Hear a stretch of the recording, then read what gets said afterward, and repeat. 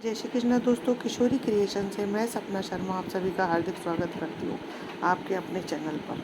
दोस्तों, गुरुवार के दिन भगवान विष्णु और बृहस्पति देव की पूजा की जाती है। यह व्रत बहुत ही विधि विधान के साथ किया जाता है और नियमों का इस व्रत में बहुत अधिक महत्व माना गया है।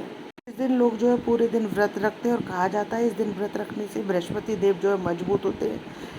अगर बृहस्पतिवार का आप या गुरुवार का आप व्रत रह रहे हैं तो आपको पहले संकल्प लेना पड़ता है कि आप 11, 16 आदि की संख्या में रख सकते हैं। जितने भी आपको गुरुवार व्रत रखने हैं उतने का आप संकल्प पहले ले लें। इस व्रत में खास तौर पर पीले रंग के कपड़े पहनते हैं, पीले रंग के फूल ही भगवान को अर्पित किए जाते हैं। इस व्रत में नमक का सेवन नहीं किया जाता है, साथ ही मीठा खाना खाया जाता है और वो भी पीला ही। केले के पेड़ की पूजा की जाती है। केले के पेड़ की जड़ में आप चने की दाल, गुड़, हल्दी और मुनक्के उसकी जड़ में समर्पित करें, कोई पीली वस्तु अर्पित करें और उनकी पूजा धूप दीप नैवेद्य चढ़ा करके, दक्षिणा चढ़ा करके उनकी पूजा करें। 7 बार या 5 बार आप उनको कलाया अर्पित करें। उसके बाद में आप ये कथा श्रवण करें। पूजा करने के बाद में कथा अवश्य सुननी चाहिए। कथा इस प्रकार है। प्राचीन काल में एक ब्राह्मण रहता था। वह बहुत निर्धन था, उसके कोई संतान नहीं थी। उसकी स्त्री बहुत ही मलिनता के साथ रहती। वह न स्नान करती, न किसी देवता का पूजन करती। उससे ब्राह्मण देवता बहुत दुखी थे। बेचारे बहुत कुछ कहते परंतु उसका कुछ भी परिणाम ना निकलता। भगवान की कृपा से ब्राह्मण की स्त्री के कन्या रूपी रत्न पैदा हुआ। कन्या बड़ी होने पर प्रातःकाल स्नान करके विष्णु भगवान का जाप व बृहस्पतिवार का व्रत करने लगी। अपने पूजा पाठ को समाप्त करके विद्यालय जाती तो मुट्ठी भर के जौ ले जाती और पाठशाला के मार्ग में डालती जाती। जब ये जौ स्वर्ण के हो जाते लौटते समय तो उनको बीन कर घर ले आती। एक दिन वह बालिका सूप में उन सोने के जौ को फटक कर साफ कर रही थी कि उसके पिता ने देख लिया और कहा कि हे बेटी, सोने को जौ को साफ करने के लिए सोने का सूप होना चाहिए। दूसरे दिन बृहस्पतिवार था। इस कन्या ने व्रत रखा। बृहस्पति देव से प्रार्थना करके कहा कि मैंने अगर आपकी पूजा सच्चे मन से की हो तो मेरे लिए सोने का सूप दे दो। बृहस्पति देव ने उसकी प्रार्थना स्वीकार कर ली। रोजाना की तरह वह कन्या जौ फैलाती हुई जाने लगी। तब लौट कर जौ बीन रही थी तो बृहस्पति देव की कृपा से सोने का सूप मिला। उसे वह घर ले आई, उसमें जौ साफ करने लगे परंतु उसकी माँ का वही ढंग रहा।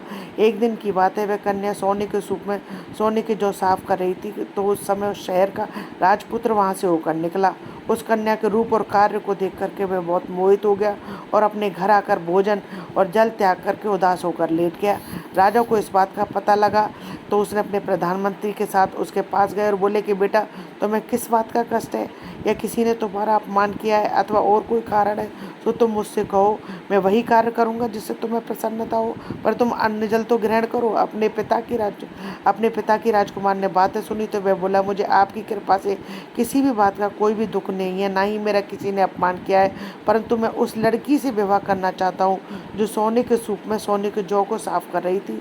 यह सुनकर राजा भी आश्चर्य में पड़ गए और बोले, हे बेटा, इस तरह की कन्या का पता तुम ही लगाओ, मैं उसके साथ तुम्हारा विवाह अवश्य कर दूंगा।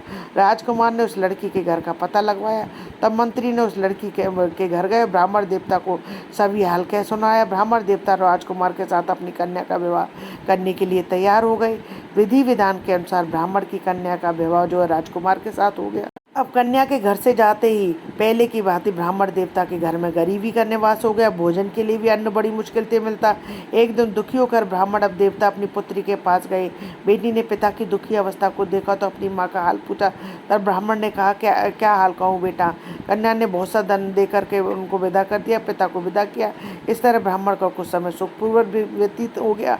कुछ दिन बाद फिर वही हाल हो गया। ब्राह्मण फिर अपनी कन्या के यहाँ गए और सारा हाल कहा तो लड़की बोली, पिताजी, आप माताजी को यहाँ लेवा लाओ, मैं उसे विधि बता दूंगी जिससे गरीबी दूर हो जाएगी। वह ब्राह्मण देवता अपनी स्त्री को साथ लेकर के पहुँचे तो वह लड़की अपनी माँ को समझाने लगी कि माँ, तुम प्रातःकाल प्रथम स्नान आदि करके विष्णु भगवान का पूजन करो तो सब दरिद्रता दूर हो जाएगी। परंतु उसकी माँ ने एक बात नहीं मानी और प्रातःकाल उठकर अपने पुत्री के बच्चों की झूठन को खा लिया। इससे उसकी पुत्री को बहुत ही गुस्सा आया। एक रात को कोठरी में से सभी सामान निकाल दिया। उसने अपनी माँ को उसमें बंद कर दिया। प्रातःकाल उसमें से निकाला, स्नान आदि करा के पाठ करवाया, तब उसकी बुद्धि ठीक हो गई। फिर वह प्रत्येक बृहस्पतिवार को व्रत रखने लगी। इस व्रत के प्रभाव से उसके माँ बाप भी धनवान और पुत्रवान हो गए। बृहस्पति के प्रभाव से इस लोक में सुख भोग कर स्वर्गलोक को प्राप्त हुए। हे बृहस्पति भगवान, जिसने आपने ब्राह्मण देवता पर कृपा करी है, ऐसे सब पर कृपा करना। कथा अधूरी हो तो पूरी करना, पूरी हो तो मान करना। दोस्तों, यदि आपको मेरा ये वीडियो पसंद आए तो प्लीज़ मेरे वीडियो को ज़्यादा से ज़्यादा लाइक और शेयर करें। यदि आप मेरे चैनल पर नए हैं तो चैनल को सब्सक्राइब करना ना भूलें। पास ही में बेल आइकन को दबाएं, जिससे मेरे आने वाले नए वीडियो का नोटिफिकेशन आपको मिल जाए। जय श्री कृष्ण दोस्तों।